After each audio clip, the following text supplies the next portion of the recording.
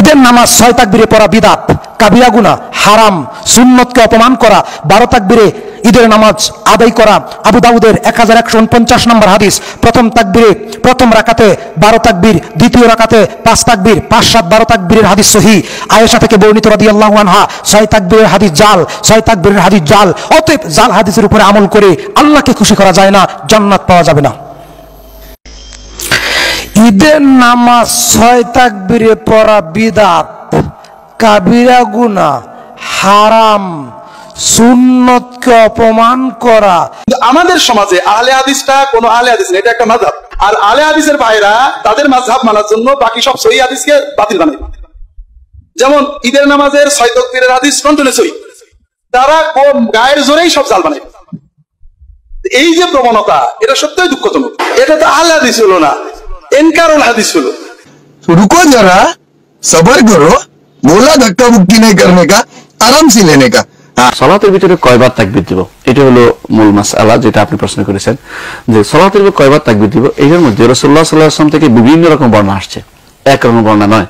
যারা বলেন যে শুধু 12 তাকবীরের কথা আসছে, এটাও ঠিক নয়। যারা বলেন শুধু 6 তাকবীর আসছে, এটাও ঠিক নয়। রাসূলুল্লাহ সাল্লাল্লাহু আলাইহি ওয়াসাল্লাম বিভিন্ন রকম আসছে, এবং এই কারণে এই দূর সহিহ একটাও রাসূলুল্লাহ সাল্লাল্লাহু থেকে প্রমাণিত হয়নি। সাহাবায়ে কেরাম বিভিন্ন বর্ণনা করেছেন এটা, কিন্তু সাহাবায়ে কেরাম থেকে সহিহ বর্ণিত হয়েছে। কোনটা আসছে 6 আসছে, এটাও শুদ্ধ, এটাও বিশুদ্ধ বর্ণনা। 12 আসছে, এটাও বিশুদ্ধ বর্ণনা। সিলসিলার মধ্যে তিনি ওটা সনদ নিয়ে কথা বলেছেন এবং বলেছেন যে ওই হাদিসের সনদটা শুদ্ধ, এবং তিনি সত্য কথাই বলেছেন যে যারা মানে এই 6 তাকবীরকে ভুল বলে সেটি ঠিক নয়, বরং তাদেরও মাঝে মাঝে 6 তাকবীর করা উচিত। এই ধরনের কথা তিনি সিলসিলাতুল হাদিস সাহিহের মধ্যে উল্লেখ করেছেন। ঈদের নামাজ হচ্ছে 2 রাকাত। 2 রাকাত আমরা 2 ভাবে পড়তে পারি। ইসলামিক স্কলারগণ হাদিসের ভিত্তিতে বলেছেন যে এটা 6 তাকবীরের সাথে অতিরিক্ত 6 তাকবীর দিয়ে আদায় করা যায়, অথবা অতিরিক্ত 12 তাকবীরের সাথে আদায় করা যায়। দুটাই সুন্নাহ ভিত্তিক, দুটাই সহিহ। আহলে হাদিসের নামে বর্তমানে বাংলাদেশে যেটা ঘটছে, এটা আহলে হাদিস হচ্ছে না। কিন্তু আমাদের সমাজে আহলে হাদিসটা কোনো আহলে হাদিস না, এটা একটা মাযহাব। না না, মাযহাবই না, এটা মাযহাব। আর আহলে হাদিসের ভাইরা তাদের মাযহাব মানার জন্য বাকি সব সহিহ হাদিসকে বাতিল বানায়। যেমন ঈদের নামাজের 6 তাকবীরের হাদিস কন্টিনিউ সহিহ, তারা গায়ের জোরেই সব জাল বানায়। এই যে প্রবণতা, এটা সত্যই দুঃখজনক। এটা তো আহলে হাদিস হলো না, ইনকারুল হাদিস হলো। যেহেতু হাদিস নিঃসন্দেহে এবং হাসান হাদিসগুলো রাসূলের হাদিস, কোনো সন্দেহ নাই। সুতরাং কেউ যদি কোনো হাসান হাদিস অস্বীকার করে, সে কাফের হয়ে যাবে। এখন তার কাছে হয়তো এটা হতে পারে যে আমার কাছে এটা হাদিস শুদ্ধ হয়নি মনে হচ্ছে, সেটা আলাদা কথা। আর যখন তার কাছে শুদ্ধ হয়েছে, হাসান হোক বা সহিহ হোক, দুইটাই কিন্তু সহিহ প্রকার।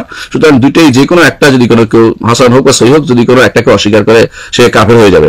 কারণ সে অস্বীকার করতে রাসূলুল্লাহ সাল্লাল্লাহু আলাইহি ওয়াসাল্লাম কে রদ করতেছে। রাসূলুল্লাহ সাল্লাল্লাহু আলাইহি ওয়াসাল্লাম কেউ উপর কোনো কথাকে রদ করলে সে সঙ্গে সঙ্গে কাফের হয়ে যায়। রাসূল এটা করতেন, আপনার পছন্দ হয়নি বললে আপনি কাফের হয়ে যাবেন। বলবেন যে আপনি হয়তো করতে পারেন না, চুপ থাকেন, কিন্তু আপনি এটাকে মানতে পারবেন না, এরকম কথা বললে হবে না। কোরআন এবং সুন্নাহ যার জন্য যথেষ্ট নয়, কোরআন তার জন্য যথেষ্ট। কোরআনের ব্যাখ্যা হচ্ছে সুন্নাহ, মানে হাদিস। কোরআনের ব্যাখ্যা কি? হাদিস। হাদিস হচ্ছে কোরআনের ব্যাখ্যা। অতএব কোরআন এবং হাদিসকে আলাদা করার কোনো উপায় নাই। যে হাদিসকে অস্বীকার করবে সে কাফের। হাদিসকে যে তুচ্ছতাচ্ছিল্য করলো সে কাফের। যারা হাদিসকে অনুসরণ করে, তাদেরকে যারা তুচ্ছতাচ্ছিল্য করে কথা বলে, তারাও কি কাফের হয়ে গেল। কারণ তার আল ইস্তিজাউ বিদ্দীনি কুফরুন। উলামায়ে কেরামরা তারা এই ক্ষেত্রে ঐক্যমত পোষণ করেছেন। দ্বীনের ব্যাপারে, হাদিসের ব্যাপারে, কোরআনের ব্যাপারে, দ্বীনের কোন সিম্বলের ব্যাপারে ইস্তেহজা করা, উপহাস করা, হাসি তামাশা করা, ঠাট্টা করা, বিদ্রূপ করা, এটা হলো কুফর।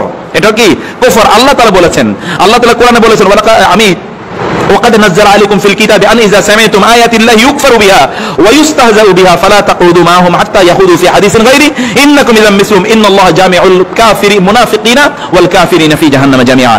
যারা এর প্রতি ইস্তেহজা করে তারা হলো কাফের, আর যারা ওগুলো শুনে ধৈর্য ধরে থাকে, কোনো কথাবার্তা বলে না, চুপ করে থাকে, তারা মুনাফিক।